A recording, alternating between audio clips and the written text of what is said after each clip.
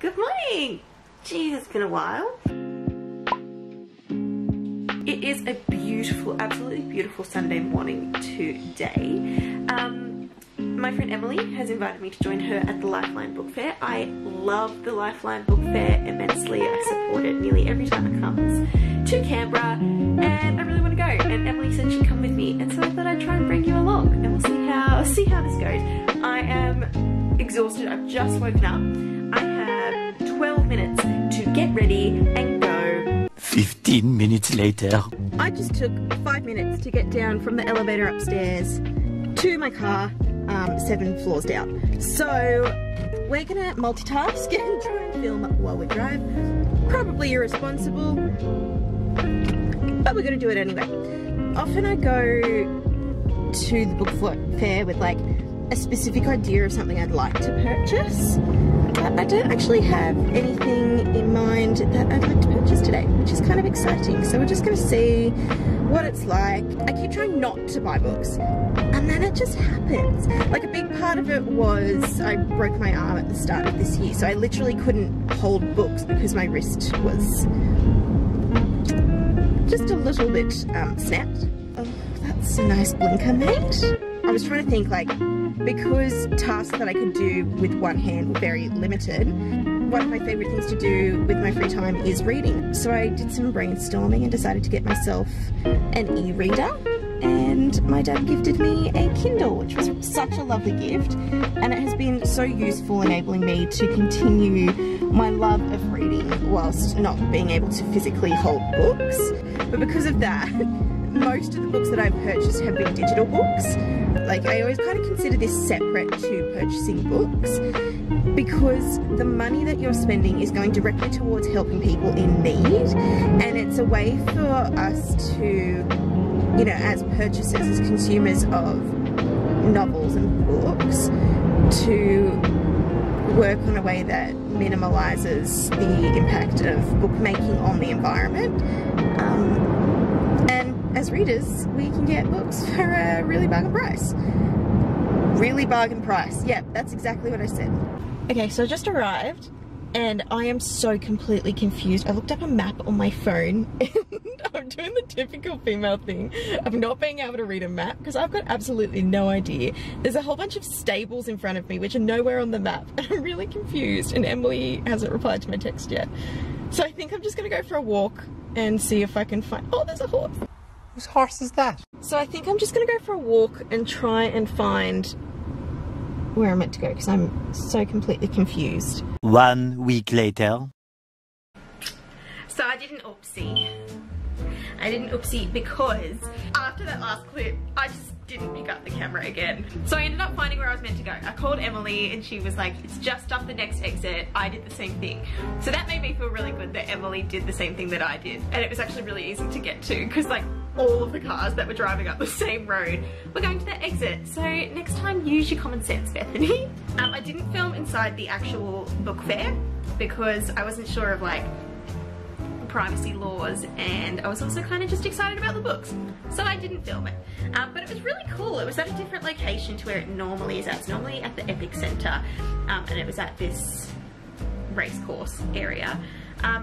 Quite a bit smaller than what it normally is. It was really cool to go with Emily because Emily works at the library and she's very, very knowledgeable when it comes to lots of different authors and books. Yeah, it was just really cool to go with Emily. I've never been with her before, and I think it's always fun to go with other people and see what genres they're interested in and what they kind of gravitate to. I walked away with 4 things.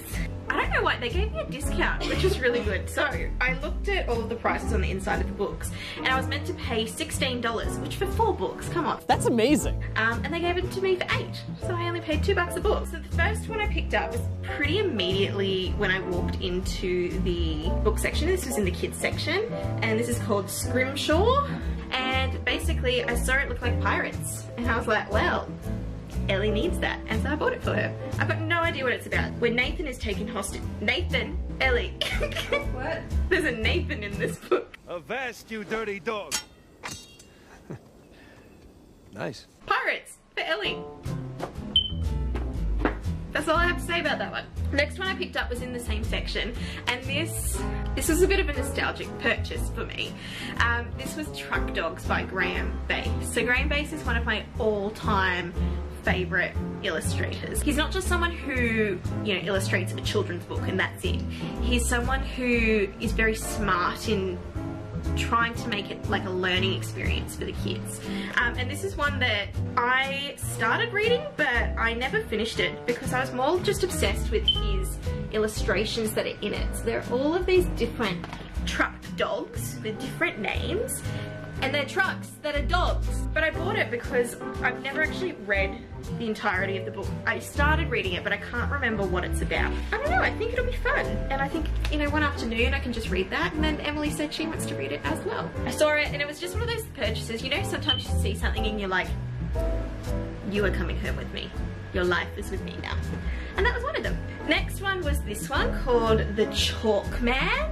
And this is one that I, like, only a few days before I saw on BookTube somewhere, and I can't remember what video it was in. But it's basically like a thriller where these kids find, I had to look it up on the date. So it's a psychological suspense thriller, so that sounds great. It's set in the late 80s, and these kids are just like biking around, hanging out, and these little chalk figures that you can see are like their secret code that they communicate in. But eventually the mysterious chalk men, this language that they have, lead them to a dismembered body. Then we jump into the future, into 2016, where we meet Eddie, one of the boys, and he's kind of dealing with the fallback of discovering that dismembered body as an adult. And I don't know, it just sounds really cool. Also, I love, love, love when books have like big writing, big font size, big spacing, like it's easy to read. That's something that is always a big, big pull. Like I'm reading, or I was reading recently, I was reading June. Spoiler alert, I didn't enjoy it. But like the font is just the tiniest, itty bittiest writing, and it's like no spacing, and it's like it's not easy to read the text itself and the way it's written, but it's not physically easy to read either. It sounds like a really cool story, and I'm really keen to get into it. And the last one, I saw this, I've seen this at the bookshop a couple of times, and I just haven't picked it up. I just haven't, but it sounds really cool. And it's this one, The Great Escape from the Woodlands Nursing Home. So this is just like, I love just like easy fiction that you can just sit down, like just imagining like summer holidays, just sit down and read it. Again, big font size, big spacing, easy to read.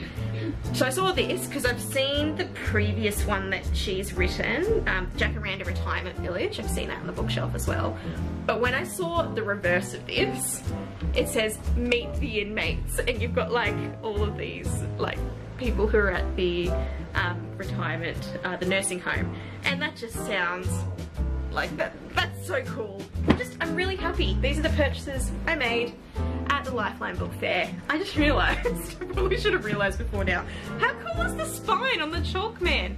It doesn't say the title, it's just a whole series of little chalk men on the spine. That's really cool.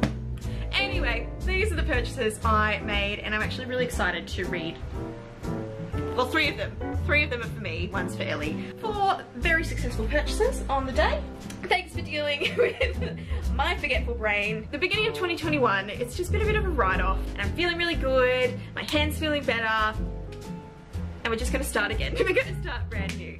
So make sure you're subscribed so you can see more videos of ours in the future, and join our Facebook page, and I'll see you next time. Bye!